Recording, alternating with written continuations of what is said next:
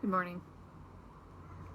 Our scripture this morning comes from the book of Daniel, which was written in about 160 AD during a persecution of the Jews, one of many persecutions of the Jews.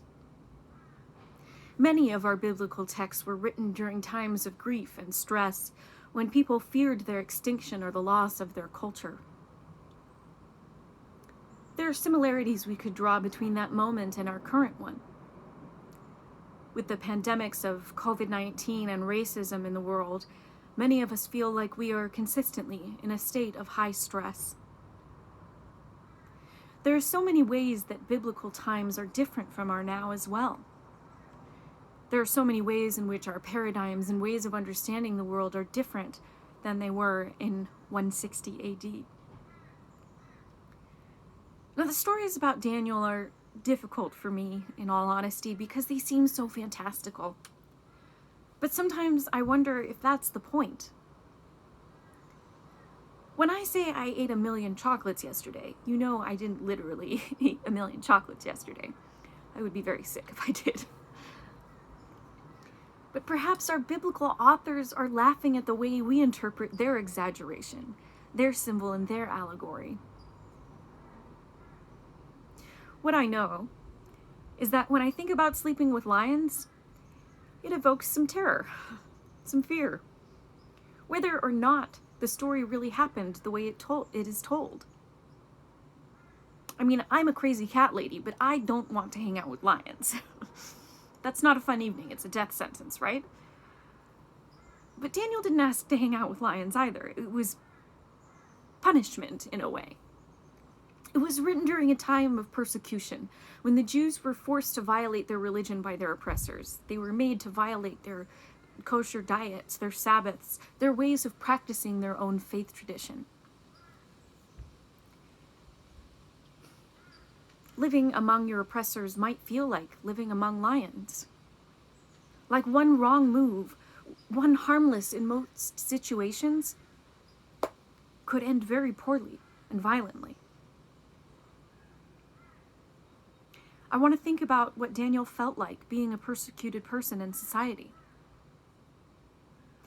Maybe he felt like a child who grew up in a town that flew Confederate flags at City Hall.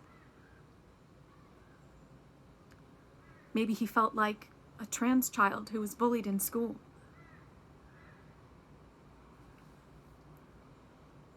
Because Daniel's peers are not interested in being open-minded, and they're not concerned about the ways that they're hurting Daniel. In our current climate, many are trying to tell those of us who are privileged that society needs to treat Black lives like they matter. But simply asking to be treated like people is met with resistance and defensiveness in many instances. Some people are not being open-minded, and they're not concerned with the ways that they are hurting people in our world. Daniel keeps surviving, though. He does what people think is impossible. Maybe like a woman preaching, or a Black man becoming president, or LGBTQ+ people gaining the right to vote. All of these things would have felt impossible at different points in history, some of them not even that long ago. So here we are in the world of the impossible, a world in process, even if it feels like we're on one of those hairpin turns in the journey. But change happens in Supreme Court rulings, in the NFL, in our school curriculums, and in the White House. But we see the resistance. We have seen change happen, but that change didn't come easily. It came with our hard work and was built on the work of generations before.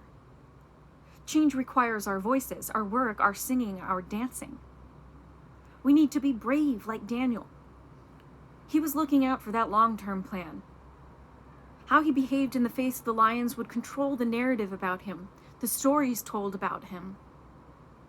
We know we are remembered by the ways we respond to our moment in time. Are we listening for the voice of God who is in process with us? Are we allowing our minds to be open enough for the change that needs to come into this world? I know those are questions I need to continue to ask myself. One of my professors in grad school, Dr. Boyoung Lee, said that we become arrogant when we stop asking questions because we think we already know the answers. If I've put a check mark next to my learning about injustices in the world, about the systems I'm complacent in, I might start to become the kind of person that I think I'm not. When I settle into my worldviews, I might prevent myself from really seeing people because I think I already know who they are. When we cease to struggle with Scripture and with God, we limit our own becoming. We close our ears and our minds. I think part of trying to live a life aligned with the divine is asking questions. Is that really what this passage means? Whose voice am I ignoring? Who might I be hurting? Which side of history are my words and actions on? Daniel knew his identity couldn't be taken from him, and he refused to deny his story. He knew the importance of living his truth, even though it was at personal risk. Each one of us should feel empowered to be who we are, to claim our identities, to be seen fully and understood for who we are, not just for who people say we are or who people think we should be, because we were born this way or that way. We should know that sometimes the truth is risky, but we are called to be on the side of truth. I hope that our convictions might be as powerful as Daniel's. Maybe not in such a literal way, warding off lions. Please don't jump in the lion pen at the zoo. But oppression feels like living with lions, and sometimes we need to do things that feel dangerous in order to bring change, to make people see what is and has been right in front of them, but that some of us have been blind to. That Black lives matter. That trans lives matter. That injustice to one is injustice to all. That none of us are free until all of us are free.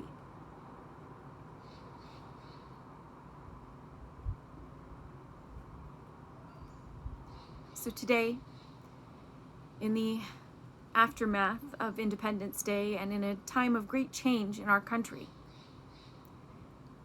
this strikes me as especially important. Our Supreme Court just made major decisions that help protect some LGBTQ+ liberties. A global pandemic threatens the most vulnerable among us and limits the ways that all of us are able to engage in what we conceived of as the normalcy of life before this moment. Record numbers of people take to the streets worldwide as more of us are willing to hear cries for justice and the dismantling of institutionalized white supremacy. Climate change threatens all of us, but again, especially the most vulnerable. There is so much resistance to be done and felt in the work ahead of us. It might feel as impossible as surviving an evening with some lions. Stories like Daniel's are confusing. It's hard to know what to believe, but what I know is true. We have the capacity to do great things. We have the ability to rise above odds, and we have truth and justice on our side. We have the ability to bring people up and with us when we embrace hope and speak truth. Because while we live in a world of horrible politicians, global pandemics, climate change, institutionalized racism, etc., etc., etc., we also live in a world of Black presidents, women preachers, and surprising Supreme Court decisions. There is a path toward change, toward justice, toward peace, if we are willing to keep walking it. Children, we are here. We are still here. The world hasn't broken us down. It has built us up to where we are. It has given us every bit of strength we have to meet this moment.